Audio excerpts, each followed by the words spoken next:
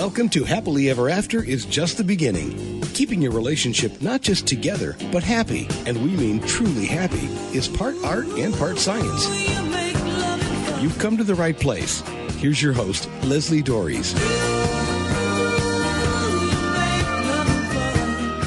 Many of us believe that men and women are basically equal.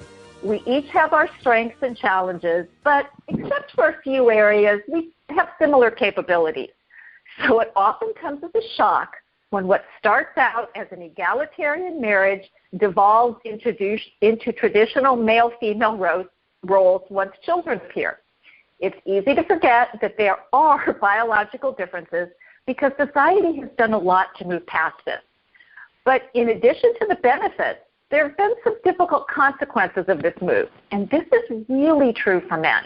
Their innate impulses to protect and provide have come face-to-face with the reality that those impulses can't be followed in the traditional way any longer. This plays out in our romantic relationships, and men are often lost and confused about how they're supposed to be, what they're supposed to do. So to help explain what's happening, and more to the point, how to navigate the new order, I'm joined by Dr. Rebecca Heiss. She's an evolutionary biologist and the author of the upcoming book, The Instinctive Mind. So Dr. Heiss, Rebecca, thanks so much for being on the show and talking about what is a topic that's near and dear to my heart. Oh, well, thank you so much for having me. I'm really excited about this. So you wrote an article that appeared on the psychologytoday.com website entitled, What Defines the Modern Man? And it takes on this dilemma that men find themselves in. And you ask two really important questions. And the first one that you talk about is, what is a modern man? So how do you answer that question? Yeah, that's difficult because you have to start by realizing it's coming from a female perspective, right?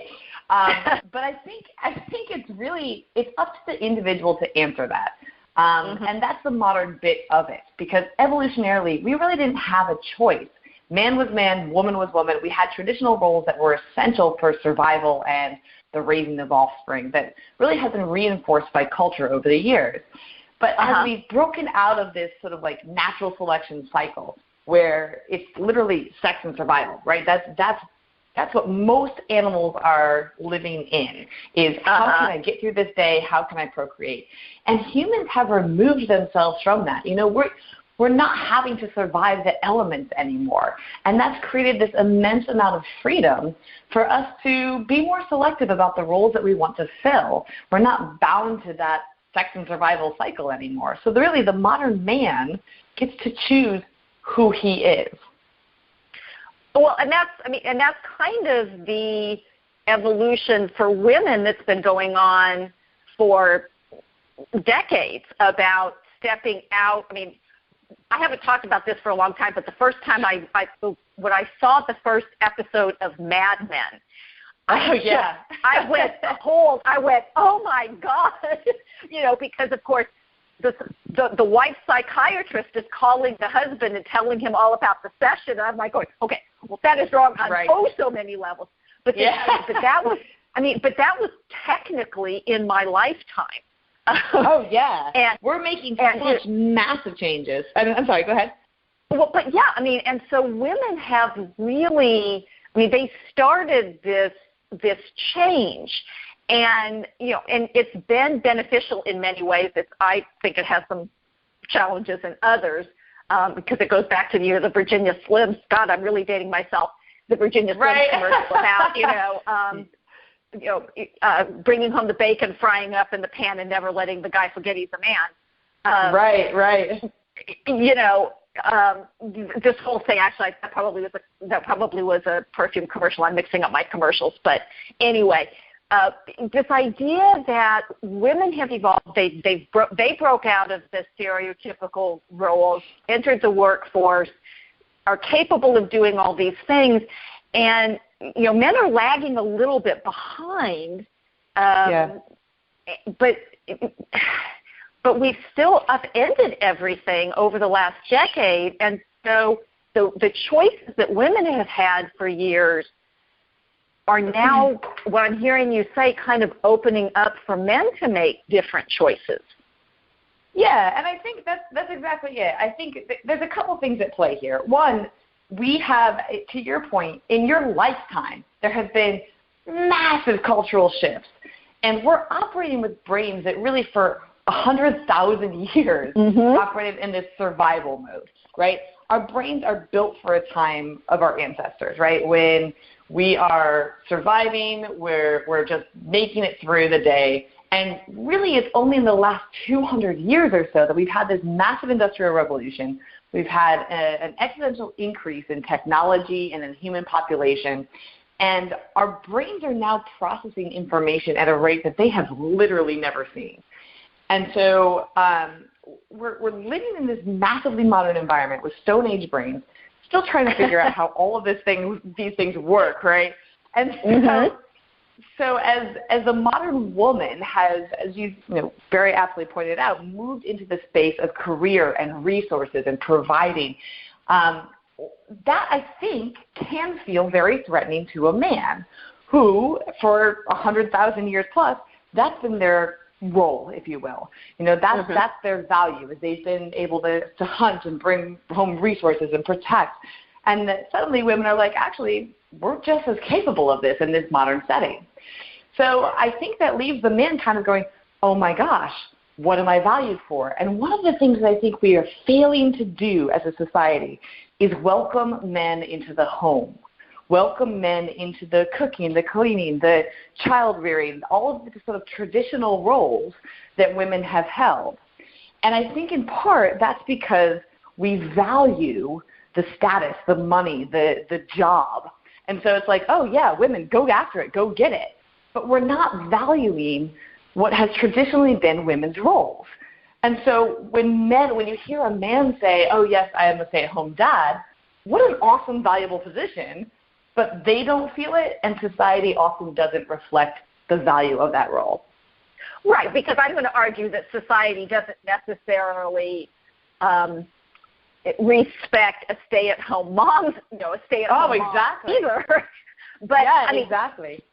And it's this drastic change, and because traditionally you would meet a man, or men would meet each other, and after they introduced themselves, gave their name, the next question would be, what do you do? So it's not so who you are was connected with what you do, and it's the status, it's the value of what is considered the masculine traits, the monetary success, how much stuff can you get. Exactly. And as a society, that's what we valued for so long. And again, traditionally that makes sense. If you can bring home more food, you're more apt to survive. But if you can bring home a certain income level, okay. I don't think we're up for survival anymore. We're not having to go out into the wilds and bring home dinner. Exactly. We go to the grocery store. And men and women are equally capable of going to the grocery store. And and this is one of the things I talk to my clients about. It's like, exactly, we are still wired. Evolution is a slow process. We are still wired for the days, before the Industrial Revolution, when it was survival. So what role, so we're talking about evolution, and you're an evolutionary biologist. So what role is evolution still playing? We are sort of kind of fighting our own instincts, I guess. Yeah, exactly. No, that's exactly the case. That's exactly the case. And I will say, I think a lot of what we're fighting are these, what I refer to as biological ghosts. Okay, so their behaviors, their ideals, they're things that set us up to survive in the environment in which we had to for 100,000 years. So we're fighting consciously, when we can be a conscious thinking being, all of these subconscious or instinctual behaviors. So to be, in the true sense, a modern man or woman, I think is to be conscious of, this is something that I'm good at because evolutionarily I am good at it, and I am choosing to play into this role and to fit into this role and to use my skills in this way. I think the problem comes when we assume, because we don't treat everybody as an individual. And that's correct. I mean, this is again an effect of this ancestral brain. When you lived in an ancestral environment, you're living with 50 or so individuals. You know everybody's strengths. You know everybody's weaknesses. You know everyone as an individual being. Now, fast forward to where we are. We've got 8 billion connected individuals in this sort of like global society. And our brain is still operating on these, well, we need categories. So, okay, all men this, all women this, all XYZ this. And the result means that, me as a female scientist, well, on average, are females better in engineering or are females better in empathy-driven kindergarten teaching? Oh my gosh, that is terrifying to look at. And I know a lot of females right now are sitting there cringing at what I just said. Exactly. On average, yes, there are still trends.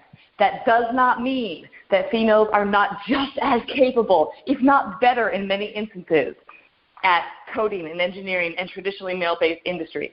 And that does not mean, and this is where I think we're really failing our men in society, this really does not mean that an individual man isn't just as good in the house, changing diapers, taking care of dinner, being the kindergarten teacher. But we're not promoting men in the house nearly as much as we're promoting females in careers.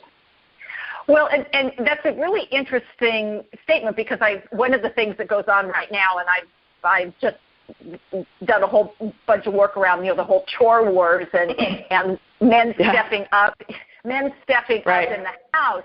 And part of that is actually, will women let go of things? Relinquish, I know that a lot of women are really ticked off about the fact that they're doing everything, but it's kind of like, okay, so are you actually inviting the man in your life to be an equal participant? And that's a whole, But and I think it's scary. It's absolutely scary. That's where our value has been held for a long time, in the same way that it's probably scary for men as women come in and take over their industries. Sure. Well, and again, we're fighting this evolution, because I know that one of the things that happens, and it's what I talked about in the beginning, is that everything's equal, quote unquote, until a kid arrives, and then and then it's kind of like people are wondering, well, why is my partner doing this? Whether it's the man wondering about his wife, or the wife, or the woman wondering about the guy. It's like, why is my husband now spending so much time at work? Well, because he still has that provide, protect thing, and why does my wife not want to go back to work? Well, she's got this, she doesn't want to leave the child. And we're not dealing with this straight on. I mean, this is the whole momming wars business about, well, are you a better mom if you stay home? Or are you? It's like, oh my God, stop this. Just stop. Yeah, we're applying a lot of moral judgment to things that we need to be more conscious about choosing, instead of just letting our biology drive us to one extreme or the other. Well, but it's also understanding that biology exists. I mean, I know that this is the thing that we fight, that we kind of like to pretend that human beings aren't animals. Right. Oh, it's so true. Oh, it's so true. But we have these same instinctual drives, and the benefit is that we have these higher order cognitive abilities to think about them. Right. But it does require us to think about them as opposed to right. No, you're nailing it. You're absolutely nailing it. That's so true. And the whole idea is that, we're in a world that's so busy and so frantic all the time. Of course we're not thinking about them. We're just operating from what's always worked. So this shouldn't be a surprise to anyone. Yeah. Well, and that's the struggle, because we have it's almost like these two different operating systems that unless we're going to sit down and figure out how to connect them, then, we are just functioning, we're reacting instead of responding, and without even much thought given to, well, why am I reacting this way? And I think a lot of it may come from the societal, I don't want to call it necessarily rejection, but the societal lack of respect for what's been traditionally the feminine characteristics, even though we all have masculine and feminine characteristics. Oh, no, I agree with you wholehearted on that. Yeah, I think one of the biggest problems is that society has placed greater value and financial value, status value on the natural differences, the biological differences that men have. So if you look at, one of my favorite examples is looking at leadership. So books on leadership. If you Google or podcasts on leadership, you Google the top podcasts on leadership, the top podcasts or the top books on leadership, one thing that you will find in common is that men are writing them. Men are producing them. And so if you have an entire gender that's defining what leadership is, okay, so then flip that. Go look at early education. Go look at the childhood XYZ, and you're going to find women are writing that. Women are defining what it means to be a good parent.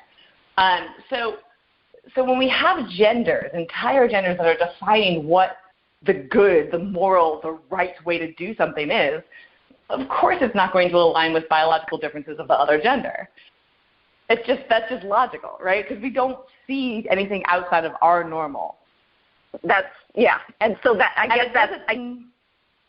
sorry. Well, but I guess that's the challenge: is how do we open up to do that? Yeah, I think that's a great question. I think the short answer for me is we have to be willing to be conscious, which means overriding some of those instincts, sitting back and saying, okay, while I complain all the time that my husband is not in the kitchen helping me with dinner, and I now am seeing that he's making a huge mess and he's not doing it my way, can I sit back in that discomfort, right? Can I sit back and just let him do that without creating a scene and letting my biology override that? And the same thing is true, can I be a man in a leadership position, and when a woman comes in and acts differently and is more empathetic, or, I'm just going to pick the super traditional roles here, but is more empathetic than I would be, where I would have been assertive in that moment, she's inviting, more comments. I can't tell her that's wrong. I need to sit back and watch this and see how this plays out. And that's really hard for us humans to do because we're so convinced that the rules that we play by, the operating system that we have in place, is the right one. Oh, yeah. It's like the whole right and wrong thing.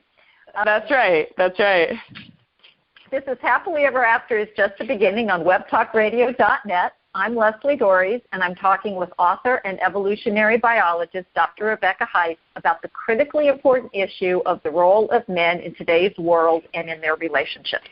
And if this is something you struggle with, there is a better way forward. Give me a call or send me an email to find out about the Hero Husband Project.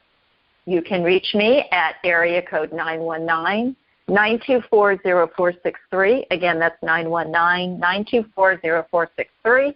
Or you can send me an email at Leslie, Lesli, no E, thank you, Mom, at foundationscoachingnc.com. That's FOUNDATIONS, coaching, N as in Nancy, C as in Charlie.com. And I want to get back to this really important topic. And the second question that we've sort of been talking about is, what should the evolved modern man be? And how, we're talking about being more conscious and trying to sit in our discomfort, which I love that, because most of us, that is one thing we don't want to do. Oh, yeah. So we're talking about being more conscious. And I know that there have been some studies that have been done, or actually not studies, just more research that's shown that in companies that have diverse management, meaning diverse genders, diverse ethnicities, backgrounds, they actually make more money. Oh, absolutely. There's no doubt. Which is really interesting, but that's about, and I'm assuming that many of those companies are doing this consciously. Yes. So they're taking advantage of what everybody brings to the table. So how do we apply that? You're talking about, these two groups, the men are all writing the leadership books and the women are all writing, the more empathetic, nurturing kind of books. How do we do this? How do we get people men especially, to be more conscious about this? That is the $1 million question right there. I think a lot of it is recognizing when you are uncomfortable, and as you were just sort of joking about, being willing to sit in it. So again, our brain is very black and white. It's made for a time when it's either in a state of comfort where things are good and going right and all is fine, or the other extreme is we're gonna die, right? It literally is those two extremes. So, and that makes sense evolutionarily. And if you're looking at discomfort in the Stone Age, that's a real threat at that point. In the modern environment, a little discomfort, like, oh, I'm a little bit hungry, doesn't mean I'm going to die, and yet our brain still treats it that way. So the same thing, I'm a little uncomfortable. This woman is, stepping into my territory, as it were, in terms of the resources that I'm providing, or the man is stepping into the child care. I'm a little uncomfortable with that. That's where we have to recognize that our brain is being triggered into that I'm going to die moment, because what happens when we go into that I'm going to die is our instincts completely take over. Right? You don't want to be thinking when a tiger jumps into the room. You want your instinct to take over and get out. But the reality is most of these tigers are ghosts. They're not actual tigers. They're not actually going to kill us. And so if we can sit in that moment and retrain our brain that this isn't an actual threat, this is a perceived threat.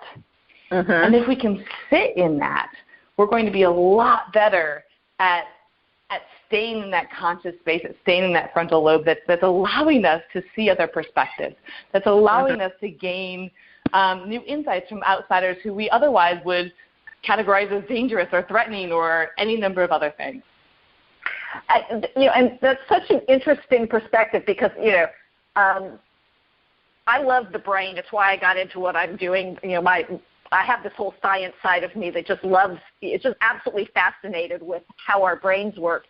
And what I tell people is once that instinctual fear, that idea that we're going to die, that there's something that's a threat, our bodies don't know the difference between whether it's a real tiger or whether it's just something that makes us traffic jam.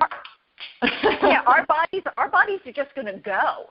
And but we do have this higher order way of thinking about it. It's like we can go, because I'll tell people, it's like, okay, you're walking in the woods and you see something that's about, maybe 3 feet long, about, 1.5 inches in diameter and brown. Snake! Yeah.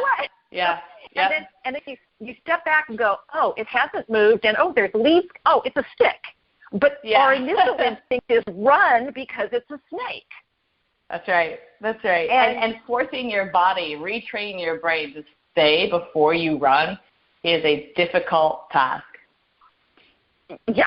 I think our military and our first responders, are really good at this because they actually have to be trained to okay, let's go run into a burning building. That is not what normal people do. People don't run into that's exactly it. And that's a great example. I'm glad you bring that up. But the reality is you can do that yourself. You don't have to be a first responder or a firefighter. You can go up to there's discomfort challenges. If you look them up on the internet, there's a billion of them. One of my favorites is go up to your coffee barista and ask him or her, hey, could I get 10% off that order today? Now, that sounds really simple, right? But even your gasp there, your heart is going to be pounding.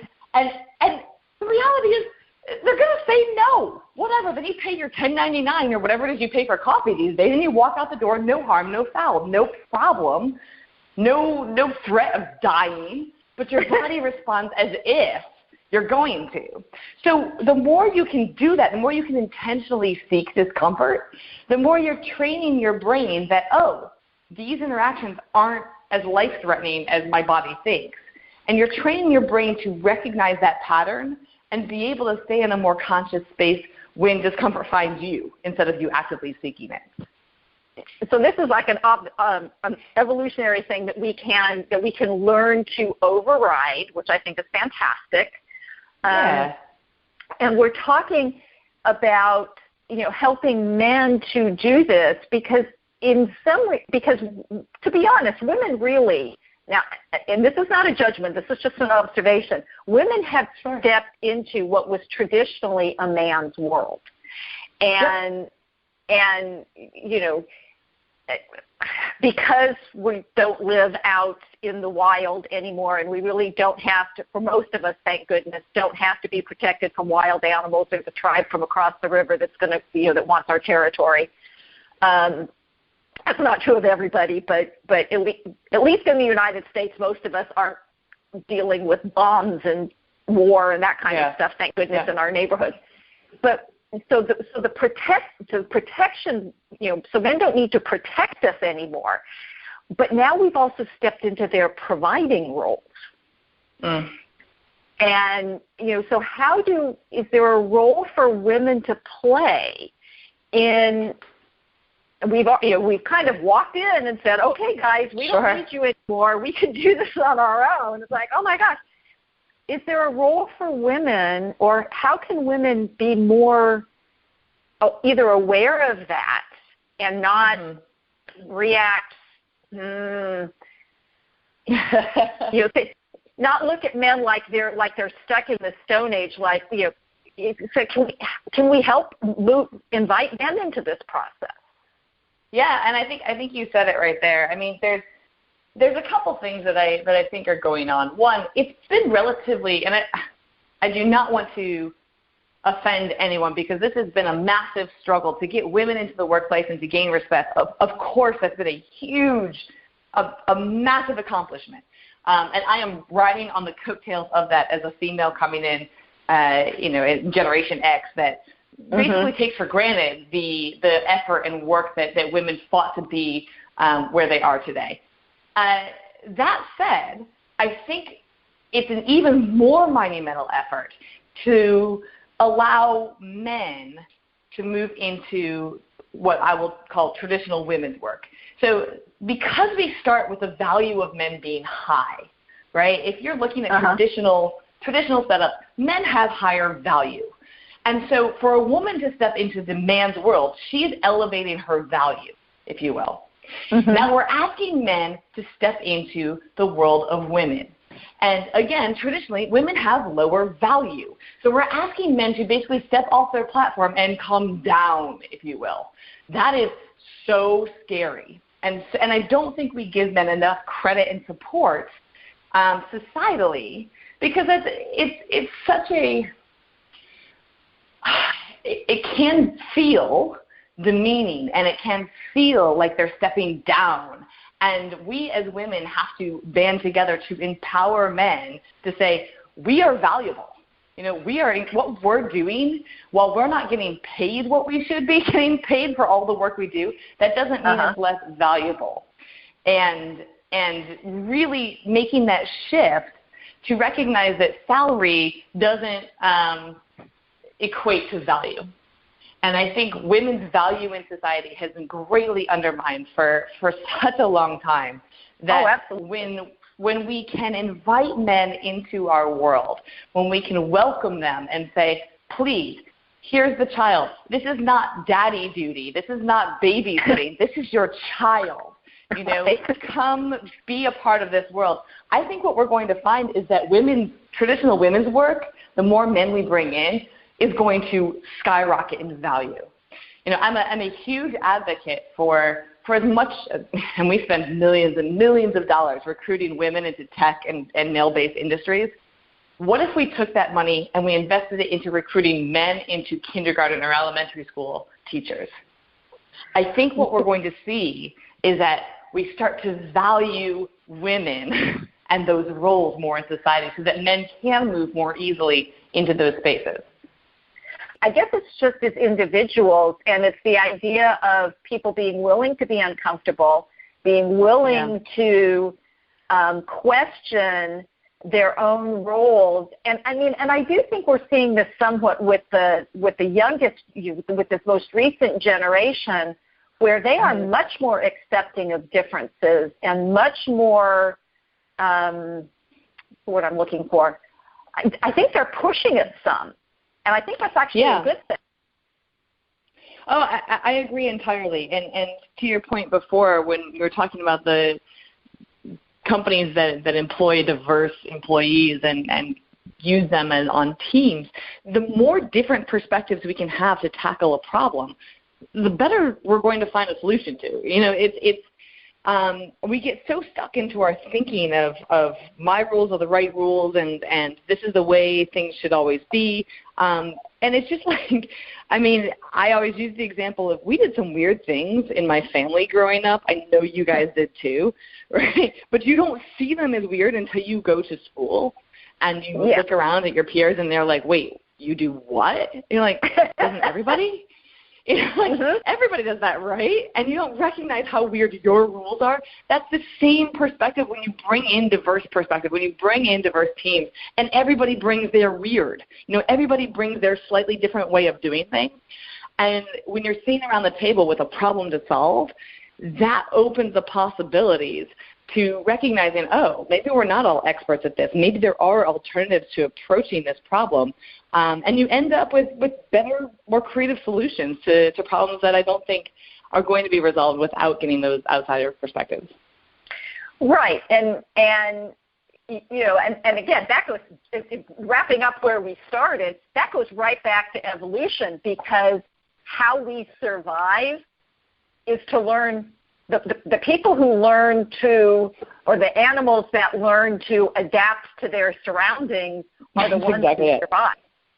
Yeah, and I would say evolution, if nothing else, evolution is probably the best argument for diversity, because literally biology throws millions of solutions at a problem, and one emerges as the best. But and that's what survives, and everything else dies. But it starts to it starts the problem. It starts the whole process of solving by getting all of these different mutations, all of these different permutations, and saying, okay, what does this work? This works for a little bit. This works here. This works there, and plugs them in. So without getting the diversity of solutions, you're probably holding on to a solution that doesn't work anymore. So we've got to expand the horizons and take a look at other opportunities from different perspectives. Well, Rebecca, thank you so much for being on the show. Can you tell people where they can learn more about you and this whole concept of evolution, as it especially applies to what we're doing now? Yeah, absolutely. Thank you so much, Leslie. You can find me at Rebecca Heiss. That's HEISS, RebeccaHeiss.com. I am on the interweb. You can find me on Twitter at Dr. Rebecca Heiss. On Instagram at Rebecca Heiss. You're pretty much okay if you just Google Rebecca Heiss. I will pop up. I love it. So as we've been talking about today, evolution is ongoing, and for the most part, that's a good thing. It does present challenges, but those willing to face those challenges are the ones who will thrive. And so the question I have for you is, are you willing to make that conscious choice? And hopefully you'll consciously choose to keep listening to this show. And so until next week, stay loving.